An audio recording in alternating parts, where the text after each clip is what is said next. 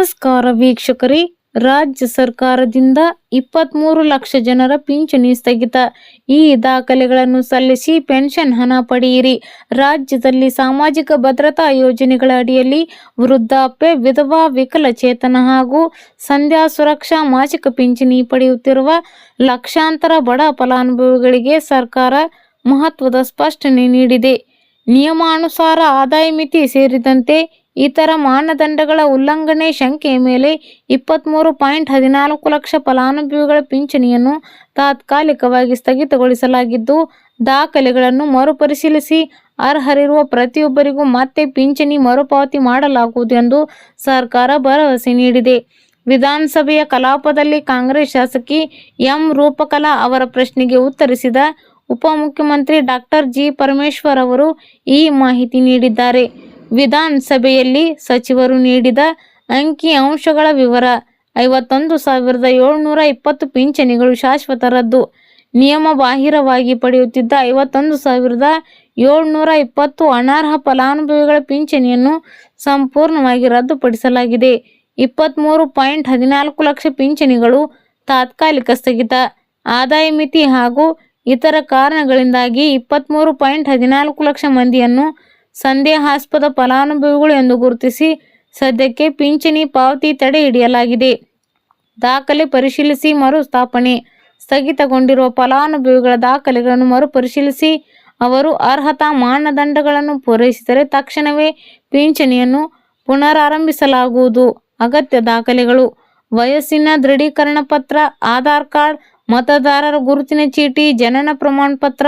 ವಯಸ್ಸಿನ ದಾಖಲೆ ಇಲ್ಲದಿದ್ದರೆ ಸರ್ಕಾರಿ ಆಸ್ಪತ್ರೆ, ವೈದ್ಯಕೀಯ ಮಂಡಳಿಯಿಂದ ದೃಢೀಕರಣ, ಬಿಪಿಎಲ್ ಪಡಿತರ ಚೀಟಿ, ಆದಾಯ ಪ್ರಮಾಣ ಪತ್ರ, ಬ್ಯಾಂಕ್ ಖಾತೆ ವಿವರ ಆಧಾರ್ಗೆ ಜೋಡಣೆಯಾಗಿರಬೇಕು. ಜೀವಿತಾವಧಿ ಪ್ರಮಾಣ ಪತ್ರ. ಮನೆ ಬಾಗಿಲಿಗೆ ಬರಲಿದ್ದಾರೆ ಗ್ರಾಮ ಆಡಳಿತಾಧಿಕಾರಿಗಳು. ವಿಕಲಚೇತನರು ಹಾಗೂ ವೃದ್ಧರು ಪಿಂಚಣಿಗಾಗಿ ಕಚೇರಿಗಳಿಗೆ ಅಲೆದಾಡುವುದನ್ನು ತಪ್ಪಿಸಲು ಸರ್ಕಾರ ವಿಶೇಷ ಕ್ರಮ ಕೈಗೊಂಡಿದೆ. ಗ್ರಾಮ ಆಡಳಿತಾಧಿಕಾರಿಗಳು ಅಂಗವಿಕಲರು ಹಾಗೂ ವೃದ್ಧ ಫಲಾನುಭವಿಗಳ ಮನೆಗೆ ಖುದ್ದಾಗಿ ಅಧಿಕಾರಿಗಳು ಭೇಟಿ ನೀಡಿ ಅಗತ್ಯ ದಾಖಲೆಗಳನ್ನು ಸಂಗ್ರಹಿಸಲಿದ್ದಾರೆ. ದಾಖಲೆಗಳ ತ್ವರಿತ ಪರಿಶೀಲನೆ ನಡೆಸಿ ಅರ್ಹರಿಗೆ ಯಾವುದೇ ಅಡೆತಡೆ ಇಲ್ಲದೆ ಪಿಂಚಣಿ ಮರುಚಾಲನೆಗೆ ಆದ್ಯತೆ ನೀಡಲಾಗುವುದು ಎಂದು ಸಚಿವರು ತಿಳಿಸಿದ್ದಾರೆ.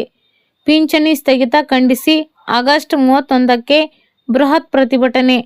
ಮತ್ತೊಂದೆಡೆ ಸರ್ಕಾರದ ಈ ದಿಢೀರ್ ಕ್ರಮದಿಂದಾಗಿ ಬಡವರು, ವಿಧವೆಯರು, ವಿಕಲಚೇತನರು ಹಾಗೂ ತೃತೀಯ ಲಿಂಗಿಗಳು ತೀವ್ರ ಆರ್ಥಿಕ ಸಂಕಷ್ಟಕ್ಕೆ ಸಿಲುಕಿದ್ದಾರೆ ಎಂದು ಆರೋಪಿಸಿ ಎಸ್ಯುಸಿಐ ಪಕ್ಷವು ಆಗಸ್ಟ್ 31ರಂದು ಧಾರವಾಡದಲ್ಲಿ ಬೃಹತ್ ಪ್ರತಿಭಟನೆ ಹಮ್ಮಿಕೊಂಡಿದೆ.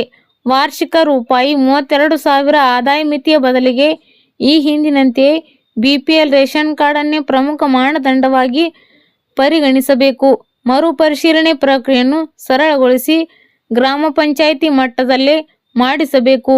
ಈ ಮೂಲಕ ಫಲಾನುಭವಿಗಳು ಕಚೇರಿಗಳಿಗೆ ಅಲೆದಾಡುವುದನ್ನು ತಪ್ಪಿಸಬೇಕು ಎಂದು ಎಸ್ಯುಸಿಐ ಮುಖಂಡ ರಾಮಾಂಜನಪ್ಪ ಆಲ್ದಳ್ಳಿ ಆಗ್ರಹಿಸಿದ್ದಾರೆ. ನಮ್ಮ ನಾಡಿನ ಕೋಟ್ಯಾಂತರ ಬಡ ಮತ್ತು ಮಧ್ಯಮ ವರ್ಗದ ಕುಟುಂಬಗಳ ಪಾಲಿಗೆ ಅತ್ಯಂತ ಮಹತ್ವದ ಹಾಗೂ ಸಂತಸದ ದಿನವಾಗಿದೆ. ಮಹಿಳೆಯರ ಆರ್ಥಿಕ ಸ್ವಾತಂತ್ರ್ಯ ಮತ್ತು ಕುಟುಂಬದ ಆರ್ಥಿಕ ಭದ್ರತೆಗಾಗಿ ಜಾರಿಗೆ ತರಲಾಗಿರುವ ಗೃಹಲಕ್ಷ್ಮಿ ಯೋಜನೆಯ ಬಗ್ಗೆ ಇವತ್ತು ಒಂದು ಬೃಹತ್ ಹಾಗೂ ಅತ್ಯಂತ ಸವಿಸ್ತಾರವಾದ ಮಾಹಿತಿ ಹೊರಬಿದ್ದಿದೆ.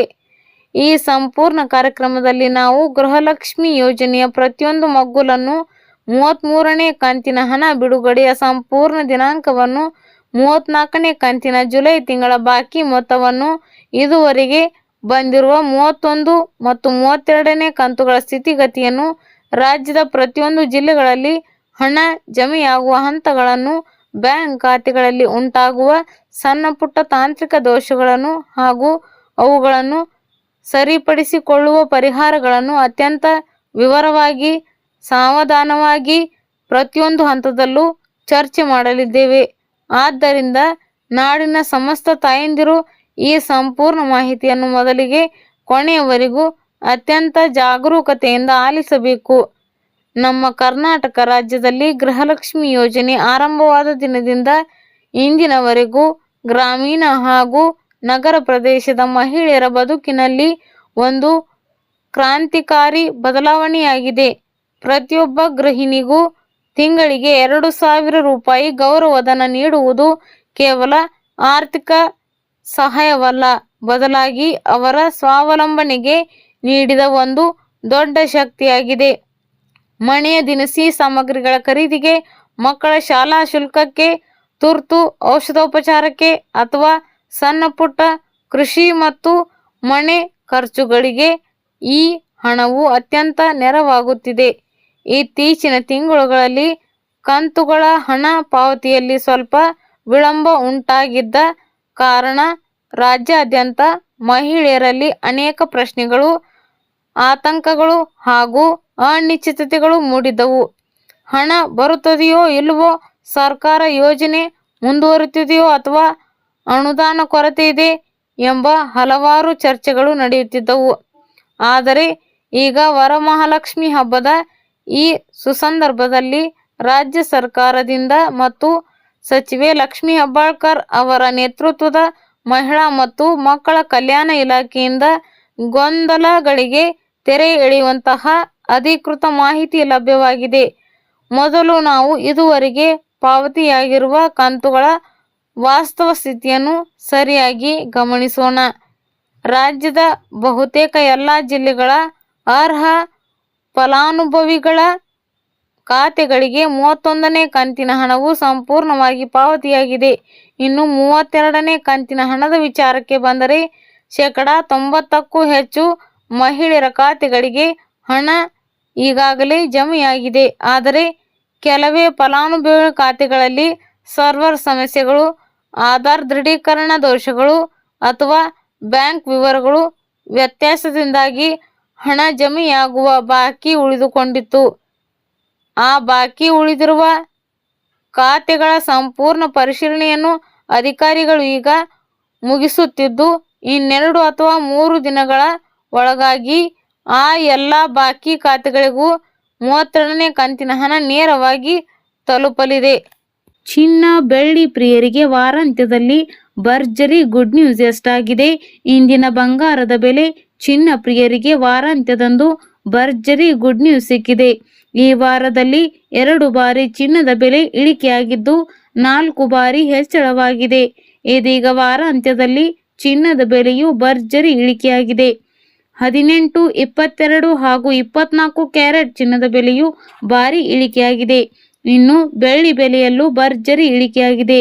ಆಗಸ್ಟ್ 16ರ ಚಿನ್ನ ಮತ್ತು ಬೆಳ್ಳಿ ಬೆಲೆ ಎಷ್ಟಾಗಿದೆ ಎನ್ನುವ ಸಂಪೂರ್ಣ ವಿವರ ಇಲ್ಲಿದೆ.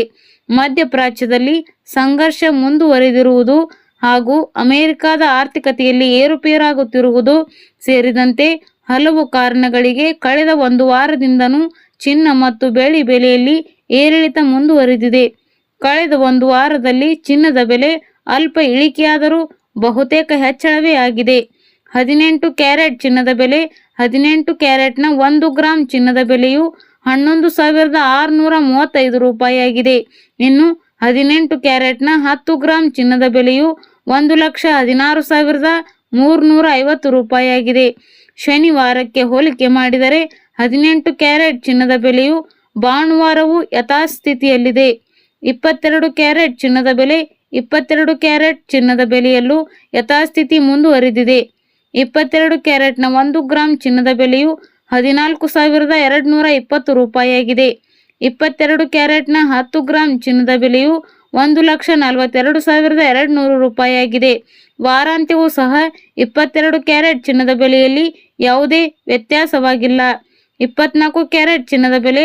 18 ಹಾಗೂ 22 ಕ್ಯಾರೆಟ್ನಂತೆಯೇ 24 ಕ್ಯಾರೆಟ್ ಚಿನ್ನದ ಬೆಲೆಯಲ್ಲೂ ಭರ್ಜರಿ ಇಳಿಕೆಯಾಗಿದೆ.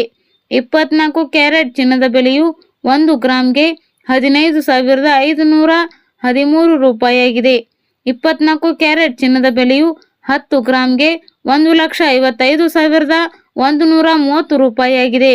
ವಾರಾಂತ್ಯದಲ್ಲಿ 18, 22 ಹಾಗೂ 24 ಕ್ಯಾರೆಟ್ ಚಿನ್ನದ ಬೆಲೆಯಲ್ಲಿ ನಿರಂತರವಾಗಿ ಇಳಿಕೆಯಾಗಿರುವುದು ಚಿನ್ನ ಪ್ರಿಯರಲ್ಲಿ ಸಂತೋಷವನ್ನುಂಟು ಮಾಡಿದೆ.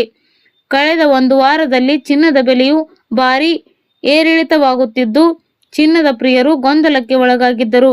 ಇದೀಗ ಕಳೆದ 2 ದಿನಗಳಿಂದನೂ ಚಿನ್ನದ ಬೆಲೆ ಇಳಿಕೆಯಾಗುತ್ತಿದ್ದು ಬಂಗಾರದ ಪ್ರಿಯರಿಗೆ ಖುಷಿ ನೀಡಿದೆ. ಬೆಳ್ಳಿ ಬೆಲೆ ಎಷ್ಟಾಗಿದೆ? ಇನ್ನು ಚಿನ್ನದಂತೆ ಬೆಳ್ಳಿ ಬೆಲೆಯೂ ಸಹ ಇಳಿಕೆಯಾಗಿದೆ. ವಾರಾಂತ್ಯದ ಆಗಸ್ಟ್ 16ರ ಭಾನುವಾರ ಬೆಳ್ಳಿ ಬೆಲೆಯು ಪ್ರತಿ ಗ್ರಾಂಗೆ 250 ರೂಪಾಯಿ ಆಗಿದೆ. ಬೆಳ್ಳಿ ಬೆಲೆಯು ಪ್ರತಿ ಕೆಜಿಗೆ 2.50 ಲಕ್ಷ ರೂಪಾಯಿ ಆಗಿದೆ. ಚಿನ್ನದಂತೆ ಬೆಳ್ಳಿ ಬೆಲೆಯಲ್ಲೂ ಇಳಿಕೆಯಾಗಿದೆ ಇರುವುದು ಲೋಹ ಪ್ರಿಯರಲ್ಲಿ ಸಮಾಧಾನವನ್ನುಂಟು ಮಾಡಿದೆ. BPL, APL, Antyodaya ration card ಬಳಕೆ ಮಾಡುತ್ತಿರುವ ಇಡೀ ಕರ್ನಾಟಕ ರಾಜ್ಯದ ಎಲ್ಲ ರೇಷನ್ ಕಾರ್ಡ್ ಬಳಕೆದಾರರಿಗೆ ಅನ್ನಭಾಗ್ಯ ಯೋಜನೆಯಡಿಯಲ್ಲಿ ಆಹಾರ ಸಚಿವ ಕೆ.ಎಚ್. ಮುನಿಯಪ್ಪ ಮಹತ್ವದ ಬದಲಾವಣೆ ಜೊತೆಗೆ ಈ ತಿಂಗಳಿನಿಂದ ಅಕ್ಕಿಯ ಜೊತೆಗೆ ಈ 7 ವಸ್ತುಗಳು ರೇಷನ್ ಅಂಗಡಿಗಳ ಮೂಲಕ ಉಚಿತವಾಗಿ ನೀಡಲು ಮಹತ್ವದ ಘೋಷಣೆ ಮಾಡಿ ಎಲ್ಲ ರೇಷನ್ ಕಾರ್ಡ್ ಬಳಕೆದಾರರಿಗೆ ಬಂಪರ್ ಗಿಫ್ಟ್ ನೀಡಲಾಗಿದೆ. ಹೌದು, ಇತ್ತೀಚೆಗೆ ಕಳೆದ ಕೆಲವು ದಿನಗಳಿಂದ ರೇಷನ್ ಕಾರ್ಡ್ ಎಂಬುದು ಬಹುಮುಖ್ಯ ದಾಖಲೆಗಳಲ್ಲಿ ಒಂದಾಗಿದೆ. ಪ್ರತ್ಯೇಕ ಯಾವುದೇ ಸಣ್ಣ ಪುಟ್ಟ ಕೆಲಸಗಳು ಕೂಡ ರೇಷನ್ ಕಾರ್ಡ್ ಇಲ್ಲದೆ ನಡೆಯುತ್ತಿಲ್ಲ. ಇದೀಗ ರೇಷನ್ ಕಾರ್ಡ್ಗೆ ಸಂಬಂಧಪಟ್ಟಂತೆ ರಾಜ್ಯ ಸರ್ಕಾರ ಮಹತ್ವದ ಘೋಷಣೆ ಮಾಡಿ ಎಲ್ಲ ಪಡಿತರ ಚೀಟಿದಾರರಿಗೆ ಬಂಪರ್ ಗಿಫ್ಟ್ ನೀಡಿದ್ದಾರೆ. ಇದರ ಹೊರತಾಗಿಯೂ ಕೂಡ ರೇಷನ್ನಲ್ಲಿ 2 ಹೊಸ ರೂಲ್ಸ್, ಹೊಸ ನಿಯಮಗಳು ಜಾರಿಗೆ ಬರಲಿವೆ. ನಿಮ್ಮ ಬಳಿಯೂ ಕೂಡ ರೇಷನ್ ಕಾರ್ಡ್ ಇದ್ರೆ ಅಥವಾ ಹೊಸದಾಗಿ ರೇಷನ್ ಕಾರ್ಡ್ ಪಡೆಯಲು ಬಯಸಿದ್ರೆ ಅಥವಾ ರೇಷನ್ನಲ್ಲಿ ಹೆಸರು ಬದಲಾವಣೆ, ಹೆಸರು ಸೇರ್ಪಡೆ, ಕರ್ನಾಟಕ ಸರ್ಕಾರವು ಅನ್ನಭಾಗ್ಯ ಯೋಜನೆಯಲ್ಲಿ ಇದೀಗ ಮಹತ್ವದ ಬದಲಾವಣೆ ತರಲು ಮುಂದಾಗಿದೆ. ರಾಜ್ಯದ ಬಿಪಿಎಲ್ ಕುಟುಂಬಗಳಿಗೆ ಇದುವರೆಗೆ ನೀಡುತ್ತಿದ್ದ 5 ಕೆಜಿ ಅಕ್ಕಿಯ ಬದಲು ಇಂದಿರಾ ಆಹಾರ ಕಿಟ್ ವಿತರಿಸುವ ಯೋಜನೆಯನ್ನ ಶೀಘ್ರದಲ್ಲೇ ಜಾರಿಗೊಳಿಸಲಿದೆ ಎನ್ನಲಾಗಿದೆ. ಇನ್ನು ಈ ಬಗ್ಗೆ ಆಹಾರ ಮತ್ತು ನಾಗರಿಕ ಸರಬರಾಜು ಸಚಿವ ಕೆ.ಎಚ್. ಮುನಿಯಪ್ಪ ಅವರು ಘೋಷಣೆ ಮಾಡಿದ್ದಾರೆ. ಬಿಪಿಎಲ್ ಕಾರ್ಡುದಾರರಿಗೆ ಸಚಿವ ಕೆ.ಎಚ್. ಮುನಿಯಪ್ಪ ಅವರು ಮಾತನಾಡುತ್ತಾ, ಬಿಪಿಎಲ್ ಕುಟುಂಬಗಳಿಗೆ ಪೌಷ್ಟಿಕ ಆಹಾರ ಒದಗಿಸುವ ನಿಟ್ಟಿನಲ್ಲಿ ಈ ಬದಲಾವಣೆ ತಂದಿದ್ದೇವೆ. ಸೆಪ್ಟೆಂಬರ್ ಅಂತ್ಯಕ್ಕೆ ಇಂದಿರಾ ಕಿಟ್ ವಿತರಣೆ ಮಾಡುವ ಯೋಜನೆ ಆರಂಭವಾಗಲಿದೆ ಎಂದು ಹೇಳಿದ್ದಾರೆ. ಇಂದಿರಾ ಕಿಟ್ನಲ್ಲಿ ಏನೆಲ್ಲ ಇರುತ್ತದೆ? ಇಂದಿರಾ ಕಿಟ್ನಲ್ಲಿ ಬೇಳೆ, ಎಣ್ಣೆ, ಸಕ್ಕರೆ, ರಾಗಿ, ಜೋಳ, ಉಪ್ಪು, ಮಸಾಲೆ ಪುಡಿ ಮತ್ತು ಇತರ ಅಗತ್ಯ ದಿನಸಿ ವಸ್ತುಗಳು ಇರಲಿವೆ. ಈ ಕಿಟ್ ಬಿಪಿಎಲ್ ಕುಟುಂಬಗಳ ಪೌಷ್ಟಿಕ ಆಹಾರ ಅಗತ್ಯಗಳನ್ನು ಪೂರೈಸುವ ಗುರಿಯೊಂದಿಗೆ ಆರಂಭಿಸಲಾಗಿದೆ. ಆದ್ದರಿಂದ ರಾಜ್ಯದ ಕೋಟ್ಯಾಂತರ ಫಲಾನುಭವಿಗಳಿಗೆ ಈ ಯೋಜನೆ ಲಾಭವನ್ನು ತರುವ ಸಾಧ್ಯತೆ ಇದೆ. ಈ ಯೋಜನೆಯ ಟೆಂಡರ್ ಪ್ರಕ್ರಿಯೆ ಅಂತಿಮ ಹಂತದಲ್ಲಿದ್ದು ಸರ್ಕಾರದ ಆದೇಶ ಈಗಾಗಲೇ ಜಾರಿಯಾಗಿದೆ. ಆದ್ದರಿಂದ ಶೀಘ್ರದಲ್ಲೇ ಇಂದಿರಾ ಕಿಟ್ ವಿತರಣೆಗೆ ಸಿದ್ಧತೆ ನಡೆಸುತ್ತಿದ್ದು ಮುಂದಿನ 2 ತಿಂಗಳಲ್ಲಿ ಜಾರಿಯಾಗಲಿದೆ ಎಂದು ಹೇಳಲಾಗಿದೆ. ರಾಜ್ಯದ ಎಲ್ಲ ನ್ಯಾಯಬೆಲೆ ಅಂಗಡಿಗಳ ಮೂಲಕ ಇಂದಿರಾ ಕಿಟ್ ವಿತರಣೆಯಾಗಲಿದ್ದು ಪ್ರಸ್ತುತ ಫಲಾನುಭವಿಗಳ ಪಟ್ಟಿ ಅಂತಿಮಗೊಳಿಸುವ ಕಾರ್ಯ ನಡೆಯುತ್ತಿದೆ ಎಂದು ಹೇಳಲಾಗಿದೆ. ಯೋಜನೆಯ ವಿವರಗಳು ಸರ್ಕಾರದ ಪ್ರಕಾರ ಪ್ರತಿ ಬಿಪಿಎಲ್ ಕುಟುಂಬಕ್ಕೆ ಪ್ರತಿ ತಿಂಗಳು 1 ಇಂದಿರಾ ಆಹಾರ ಕಿಟ್ ನೀಡಲಾಗುತ್ತದೆ. ಕಿಟ್ನಲ್ಲಿ ಸುಮಾರು 10 ರಿಂದ 12 ಅಗತ್ಯ ವಸ್ತುಗಳು ಇರುತ್ತವೆ. ಟೆಂಡರ್ ಪ್ರಕ್ರಿಯೆ ಅಂತಿಮ ಹಂತದಲ್ಲಿದ್ದು ಶೀಘ್ರದಲ್ಲಿ ಕಿಟ್ ವಿತರಣೆ ಸಿದ್ಧತೆ ಮಾಡಲಾಗುತ್ತಿದೆ.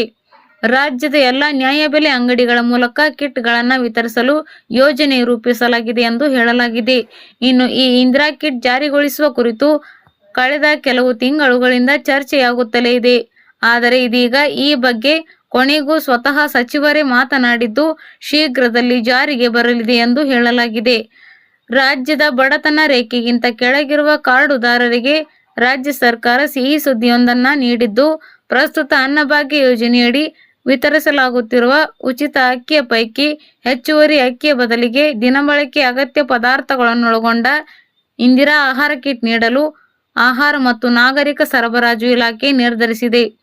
ಸಾರ್ವಜನಿಕ ವಿತರಣಾ ವ್ಯವಸ್ಥೆ ನೀಡಲಾಗುತ್ತಿರುವ ಆಕೆಯು ಅರ್ಹರಿಗೆ ತಲುಪದೆ ಕಾಳಸಂತೆಗೆ ಸೇರುತ್ತಿರುವ ಗಂಭೀರ ದೂರುಗಳು ಬಂದ ಹಿನ್ನೆಲೆಯಲ್ಲಿ ಸರ್ಕಾರ ಈ ಪ್ರಮುಖ ಹೆಜ್ಜೆ ಇಟ್ಟಿದೆ.